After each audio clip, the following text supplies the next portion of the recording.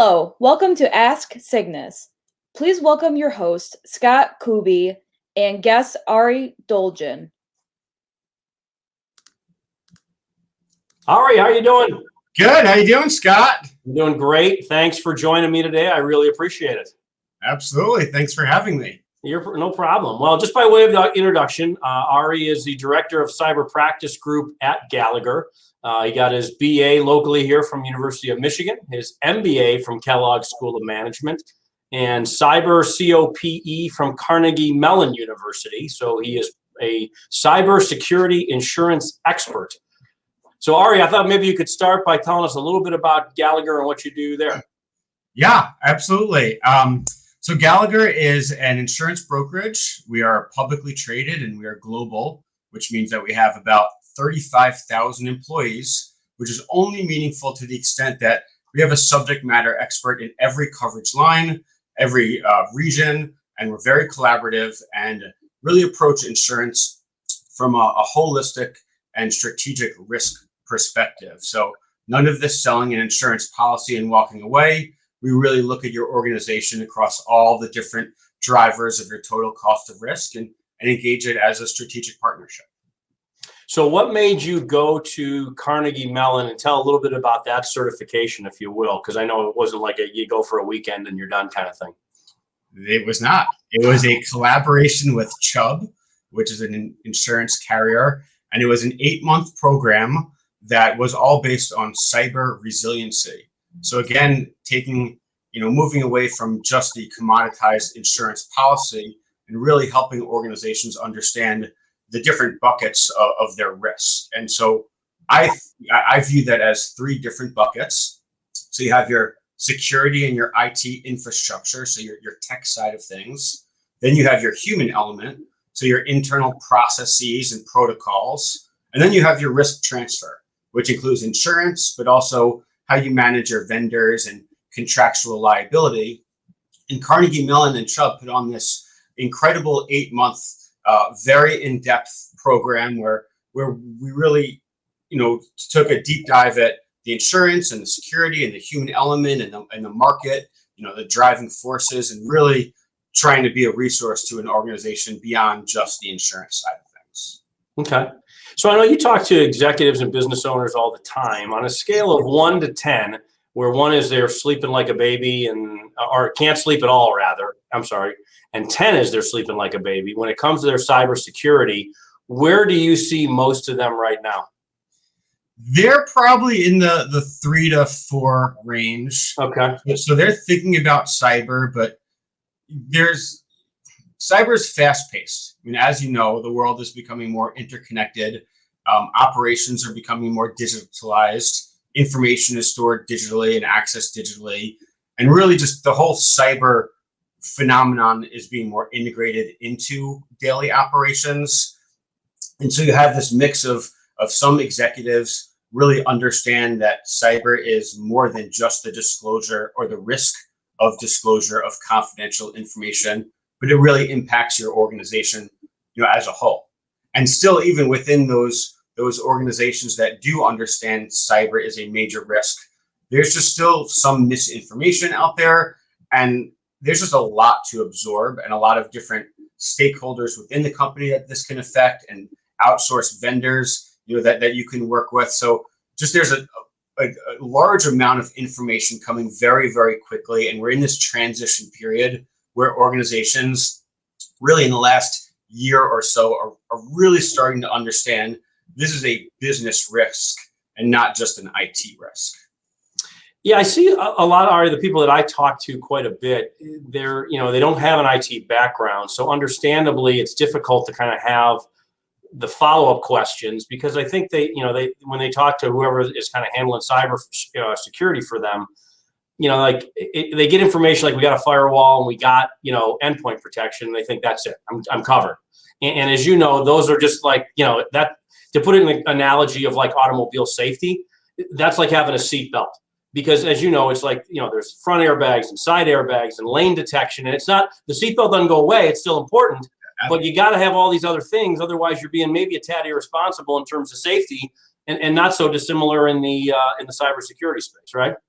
100% true. And I often give the analogy of Swiss cheese. So you look at a block of Swiss cheese, and there are a lot of holes in it. So if you slice one layer at a time, any hole can really perpetrate all the way through. But if you look at the Swiss cheese as a whole block, if you put a lot of different layers that have holes in different spots, then you really protect penetrating through your perimeter. So think of that in the world of IT. No single control will stop you 100% of the time. It is just not possible, even if you're investing millions of dollars in security. So you have to layer the controls, the IT, you have to get the right people involved and the right processes and trainings, and all of that together creates your layered defense. And it's a lot to absorb. I mean, and that's why they work with companies like yours. I mean, it's even companies that have an internal IT department, it's oftentimes just too broad of a scope to, really holistically shore up your entire infrastructure just with your internal team. So it's a good idea to bring in the experts as needed. Yeah, that's a great analogy, Ari, with the Swiss cheese. What are some of those controls that you see that may even preclude somebody from getting cybersecurity insurance?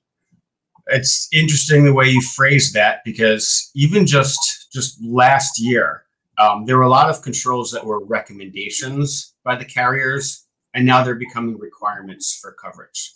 So a big one you've probably heard of, multi-factor authentication. Now that on its own is a very, very good defense at stopping any unwanted access to your network. But in the past, on a cyber application, there may have been one question that says, do you implement MFA in your organization? Kind of a gray area there, because you could implement it in some spots and not in others. Mm-hmm.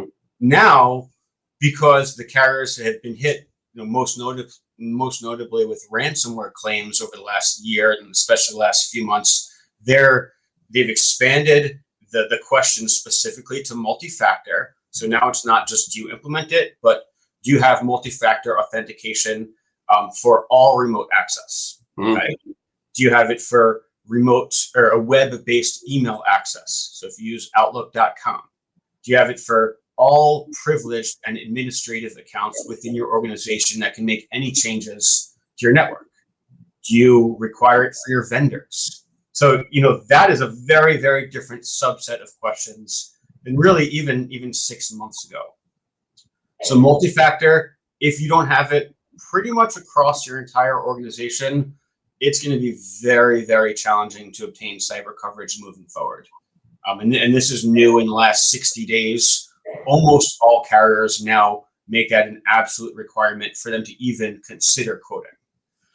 Then after that, then you start to think about your backups. So again, the carriers in the past may have asked, do you have backup processes in place? And they would leave it there. Now they're getting a lot more granular. It's, how often do you back up? Are they air gapped and offline? Are they encrypted? And then there's a big one. How often are your backups tested? And how long does it take you to restore? Because that's a critical component. If your network was being held ransom and you couldn't access anything, the carrier is going to come in and first do the forensics to figure out what the heck is going on. Then they're going to figure out, is it worth, or do you need to pay the ransom compared to how you can restore from your backups? And there's a few other things that are involved with the ransomware, but essentially it's that question. The carriers want to know what your backup processes and infrastructure looks like before they even quote you.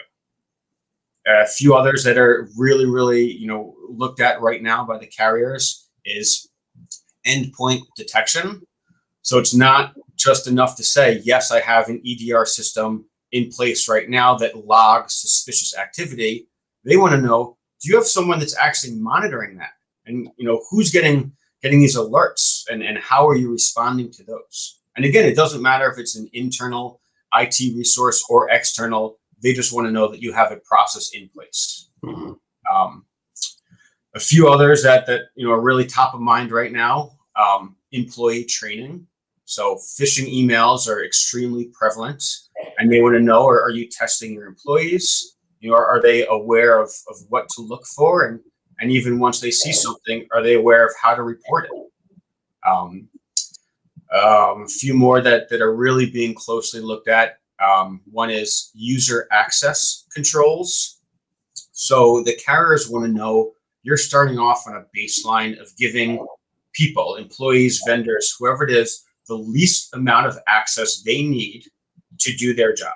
And when I say access, I mean access to your network. So digital access, because the lower or the tighter you can make that circle of administrative and privileged access, the smaller your threat surface will be. So again, they want to understand, are you acknowledging that as a risk? Are you taking precautions? And are you executing? Another one, and the last one I'll say right now, that's really, really important that I see a lot of organizations overlook is having a written, formal incident response plan.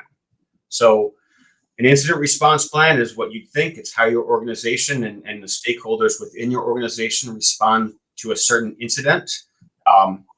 They want to know, do you have that formalized, and is it tested? And how often is it tested? One way to test it is through a tabletop exercise, which is gathering all the leaders within your organization and then external stakeholders, such as could be an outside law firm or PR firm or tech vendor, whatever it is. Get them at a table, spend a couple hours and talk through how you would handle an incident. Start to release information. Say, okay, this department got a suspicious email. Do we notify the CTO? Oh, the CTO is on vacation. Who is our backup contact within the organization? And, the carriers really want to know that you're flushing it out before an incident, because they quantify how that reduces your risk. So, they know that having a formal incident response plan on average reduces the cost of a cyber incident by about $300,000. Wow. There's a lot of different controls, and you're starting to draw the lines between this control would yield this reduction in likelihood of you suffering an incident. We're not quite there, but they're starting to draw the lines. And one analogy I always give is you think of the property market, so property and casualty market, a fire, or some damage to a physical structure. We have a lot of information, over 100 years worth of data on how implementing a security system or a sprinkler system within your facility would impact those types of claims. And so they say, okay, great. If you install a security system, we're going to give you a 1% credit on your property premium. That's great. They have a lot of data on that.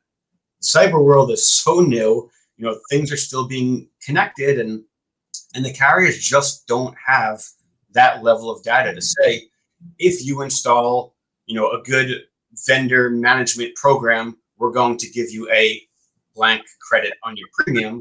They just look at it in a whole, and now they're saying, well, if you don't have, multi-factor authentication, for example, we won't even consider you. So you're just starting to get to that place where organizations are becoming very aware of how cyber can impact their entire organization. Carriers are becoming aware of what controls may have an impact and to what severity they would impact. And you see a lot of shakeup in the market. Carriers are exiting. They're either leaving cyber altogether. They're putting exclusions in. They're driving up premiums. They've been hit with ransomware and a lot of other claims, and they're still trying to figure it out right now. What are some of the biggest mistakes that you see executives or business owners making as it pertains to their cyber insurance? Well, I'll expand that question. So with their cyber insurance and cyber security, they're very much ingrained. So the biggest one is them saying, we're not large enough, or we don't have enough data, so we're not a cyber risk. So that's completely not the case right now.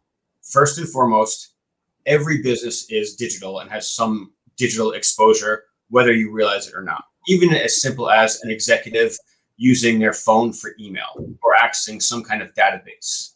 So you're always going to be exposed to some level.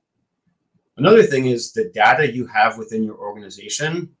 A lot of executives I'm seeing, they don't fully grasp the amount of data, that is flowing through their organization, whether it's, internal employee records or confidential, business information or vendor, contract information.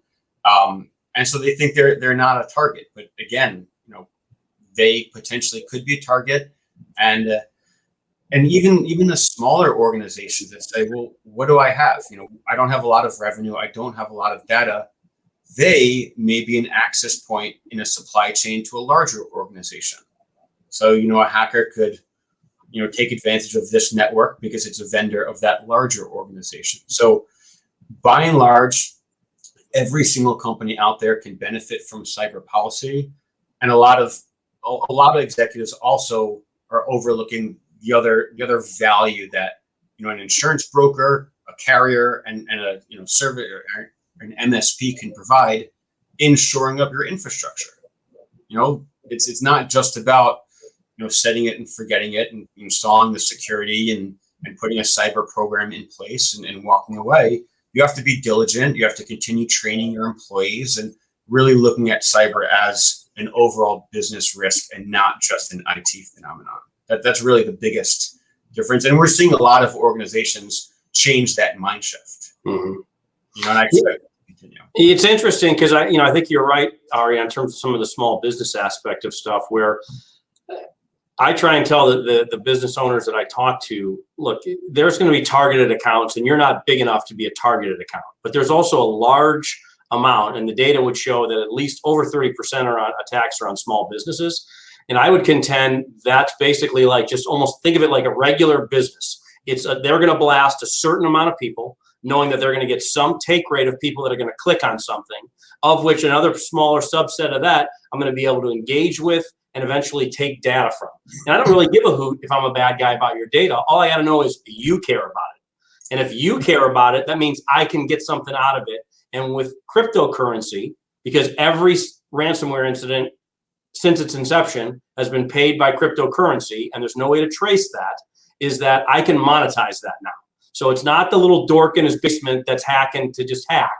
It might be that, but it's also business. It can be nation states. It's a big concern that people ought to be concerned about. Otherwise, the ramifications can be disastrous. Yep.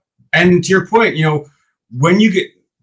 so a couple of years ago, a lot of mayors across the country basically got together and said, holistically, we agree to not pay the ransoms anymore because it facilitates, further ransom incidents. And I get that logic. I really do.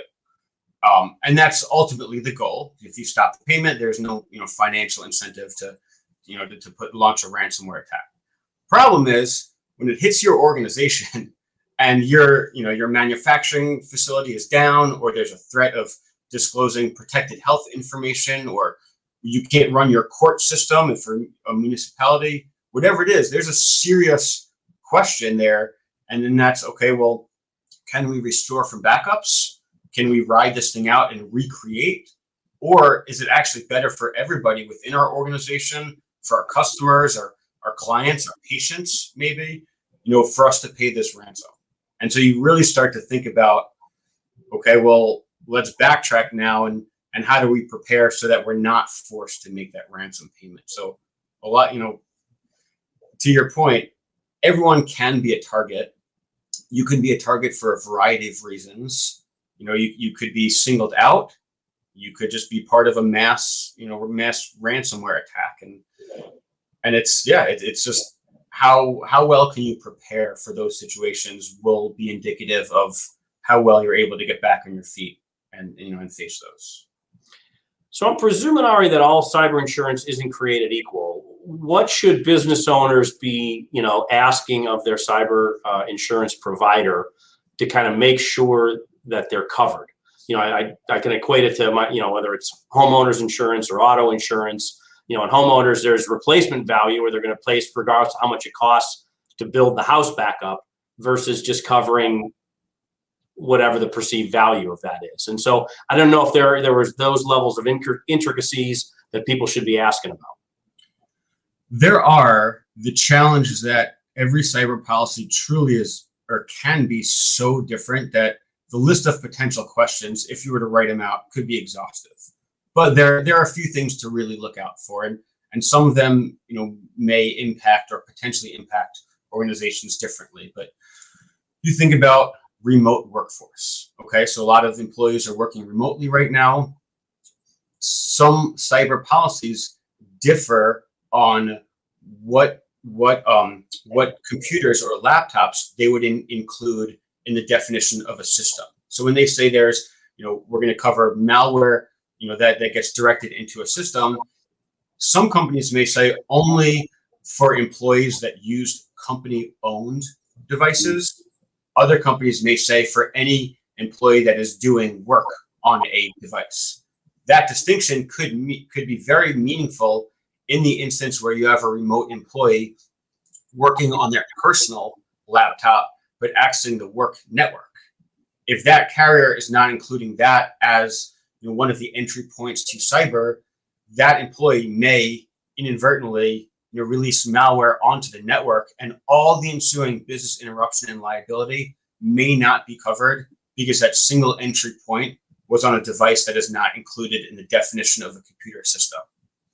That's very, very granular and going to be very hard for an organization to ask those types of questions, but there are a lot of them. And so that's why it's really important to have that conversation with your broker and go through potential scenarios, even if they're hypothetical scenarios that you just think of, and you're just trying to be creative to figure out, would my policy respond in these cases? That's oftentimes the best way that we uncover certain deficiencies or gaps in their program. But some other things to really look out for, as far as differences in coverages, is social engineering. That's a big one. So that term is when an employee is tricked into doing something willfully. So they make a payment somewhere else that's intended to go one place, went somewhere else, or they divulge credentials. A lot of policies are starting to include that. Not all of them do, but it's a very, very important coverage. And then the complete opposite of social engineering is invoice fraud. So you think of, what if someone impersonated Cygnus, your organization, and emailed one of your customers an invoice? Well, if they went ahead and paid that invoice now to a fraudulent account, that actually is going to be your responsibility because the email was sent from your email server. So there's that, and that's the opposite of you being tricked into something. It's your customer is tricked into sending payment owed for you. They made that payment, so they think they're off the hook. You never received it, so you're wondering where those funds are. That's a coverage that I don't often see in policies, but I do see in some. So again, if you're making and collecting a lot of payments, it's going to be very critical that your policy has both the social engineering and then the invoice manipulation side of that coverage. So if I'm a business owner or like CFO, Ari, how do I flush that type of stuff out with whoever my existing provider is?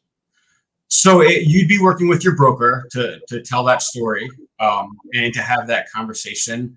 And it usually it's a few different steps. It's the broker, a good broker asking you, saying, okay, in your opinion, what are your risks, or what are your hurdles to growth, or whatever it is? And then from there we say, okay, acknowledge, let's have the conversation, whether this policy addresses those concerns. And then from the broker standpoint, I would come in and I'd say, okay, well, based on, similar, organizations within that same industry and similar sizing, these are some risks that we've seen come to fruition over the last year or two. And these are policies, or these were coverage gaps, or these were, coverages that afforded coverage in those situations, and start to really flush things out that way. Because it's a lot to cover, and it's very, very difficult on the outset to pinpoint every potential cyber risk, because the hackers are just getting very creative. So it's just very hard to know exactly where they're going to attack, especially given a lot of the attacks are of the social engineering sort, where someone is tricked into doing something and they position this person to do this. And so those things are really, really hard to flush out initially. So you're pretty much always going to look for the most broad insurance coverage that also includes the coverages you absolutely need, and then, contains the broadest coverage, that you can find. Yeah, it seems to me, Ari, when I talk to people just about the infrastructure and cybersecurity, there's often a disconnect between the perception that an executive or owner may have. Like, they may think they got great protections in place versus what they actually do. And there's usually a pretty big gap there. And I equate it to, if I don't have an IT background and I tell whoever I'm working with, hey, how good's our cyber protection? And they say, it's good. We've got a firewall and endpoint protection. Like, if I'm an executive and I don't really know, it's very difficult for me to ask the second question, right? Like, I can't go deeper. It's like me talking to a mechanic. If the flux capacitor is broken, the only thing I got is, well, how much does that cost to replace? And, it really makes it challenging. And I think it sounds like, as you're saying stuff, very similar. It's important, I think, for business owners and executives, both with like their cyber insurance provider and folks that do what we do in terms of doing the IT infrastructure planning and implementation, to really work with them, help them, find somebody you can trust, where you can talk about where you're at, talk about the direction of the business, and then making sure you understand, so there's not that big gap, so that you understand costs associated with to fix certain things and or the risks that you're willing to take. Because without that, you're just kind of guessing. And at that point, it's a little bit of ignorance. Then, unfortunately, they find out, I'm sure you've seen it as well, only too late. 100%. Yeah. And you know what? And you asked before, what's a good starting point, or what are some of the base level questions? A good starting point, and, after you've made it a little bit down the road, go through that application. The application that the carriers, put forth. And nowadays there's usually multiple. I mean, there's your base application and usually a ransomware supplemental, so an additional ransomware dedicated one, and then even one or two additional ones. A lot of times those questions would start to bring forth, some new information or conversations to the prospect or client. Things that they may not have thought about. They thought that their IT infrastructure was up to par or whatnot, but they didn't really think about these types of things. And I'm encouraging organizations to work with their IT vendor and go through that application, like go through the insurance application, because IT vendors, they're very keen on the controls that should be implemented. And now there's a very direct relationship between what should be implemented and what the carriers are really trying to drive towards. So again, you want to have that close relationship, organization to IT vendor, to insurance broker, and then some other various stakeholders as well. It's interesting, Ari, one of the things you initially talked about was some of the controls in place. Is I look at like three kind of pillars of security.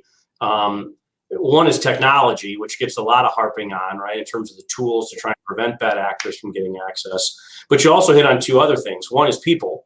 And so it's vital to have kind of, I think, systems in place that train your people, because we as human beings are pretty curious. We're moving fast and we like to click on stuff, whether that's a free iPad, what just got shipped to my house, or a weather alert. And those are the things, because still something like 80% of all ransomware starts that way, that it's critical to have some kind of continual training program in place. And then the last one is procedural, which is really some of the policies and procedures that you talked about that are important to have. And I really had to have it, all three of those things are just vital to kind of have to protect the organization, because otherwise you're as strong as your weakest link. Mm-hmm. Yeah. Again, it's not just the IT problem, not just HR. It's certainly not just an insurance or outsourced vendor problem. The smart executives are looking at this holistically and bringing in all the key leaders in their organization and outsourced vendors, and having these conversations up front, saying, we may not know all the answers. In fact, we don't know all the answers, but let's start having these conversations, implement what we can, and just have this ongoing continual improvement type mentality. Are there any controls, Ari? I know you talked about a few of those that can lower premiums, or are they the ones you talked about all kind of lower the premium if they don't preclude you from getting in cyber insurance? Yeah, so that's a good question. So they do lower the premium slightly. It's hard to say what that premium discount will be, but really, I mean, the bigger thing here is that if you don't have some of these base controls, you won't even get a quote, period. I mean, carriers are inundated right now with submissions across the board. I mean, they're getting thousands a week that they have to go through. So from a business perspective on their end, they have to look at each submission and say, oh, do I want to spend the time quoting? Do I think it's a good risk? Do I think we can win the account? And they say, okay, if you don't have these controls, we have so many other opportunities right now. People begging for cyber. We won't even look at you if you don't have these controls. And then if you do have them, then we start to look at you as a risk. But again, it's less about installing this control and getting a credit, and more about the installing a lot of them and getting a better security infrastructure and cyber hygiene. But also the carriers trying to limit their own risk. So they still don't understand fully social engineering and what it leads to, and the costs and preventative measures. So they typically implement a sublimit. So they say, okay, $1 million policy will have this amount of social engineering, and you know what? Next year we'll reevaluate. We'll look at our losses and figure out what did we do wrong, how do we reprice, what controls should be implemented, and it's just a moving target right now. What happens to the unfortunate executive or owner if she or he actually had a cyber breach, they got paid, and now need to, get a new policy, so to speak? What happens to those premiums? So they're likely going to go up, but the more important thing that carriers are looking at is, did you learn from your mistake? So after the incident happened, you'll get a forensics report, and sometimes it can take several months after the incident to get that report. And then based on that report, which typically should be supplied to your carrier or future carriers that you're trying to quote with, they'll say, okay, fine, this was the entry point. What did you do to make sure it's not going to happen again? And what steps are you going to continue taking this year to prevent that? And some carriers may say, you know what, across the board, if you'd had any incident this past year, we just don't want to quote you. Mm-hmm. Some will jack up the price. Some will give include a specific exclusion, maybe excluding that, entry point from being a, cause of a risk again. It's just, it's very fluid, and it's a very difficult marketplace right now. We're seeing premiums. One example is, a county recently tried to get $125 million worth of coverage, and they went through, the marketing for about 5 months or so, hit up 50 plus carriers, and we're only able to get $10 million for the same price. Mm. Just to give you a sense of the scale. And we're seeing that, every single day. It's tough for everybody right now. So what would you suggest to business owners and executives who may be watching that maybe we haven't covered? I would suggest reaching out to your IT vendor. If it's an outsourced IT vendor, absolutely. Reaching out to your broker and having these conversations. Cyber is certainly, that's what we're talking about right now, and that's very important. And you can extend this, to all the other coverage lines at the moment, but you want to get ahead of this, especially if your renewal is within the next 3 months. You absolutely have to have these conversations with your broker, because you may think that your security is up to par, when in fact, when you go to market for that renewal, the carrier may say, you know what, we're not renewing you, and it's now 3 weeks before your renewal timeline or your renewal date, and good luck trying to find coverage. So you really want to get out ahead of it, have that conversation, because any broker that deals with cyber in the way that I do and Gallagher does should be aware of these very strict requirements from the carrier side moving forward. So if somebody wants to get in touch with you, Ari, how would they do that? You can shoot me a LinkedIn note, Ari Dolgin, or send me an email, Ari_Dolgin. So ARI_Dolgin, DOLGIN @AJG.com. So that stands for Arthur J. Gallagher. Great. Ari, hey, thanks so much for taking the time and sharing your expertise. Really, really appreciate it. Always a pleasure talking to you, my friend. Thanks. Thank you, Scott. I appreciate the time, and continue keeping us safe. Thanks. Have a great day. Appreciate it, everybody. Look forward to some other future insights that we'll share in my guests, as well as Ryan Perry will also have some folks as well. Bye-bye.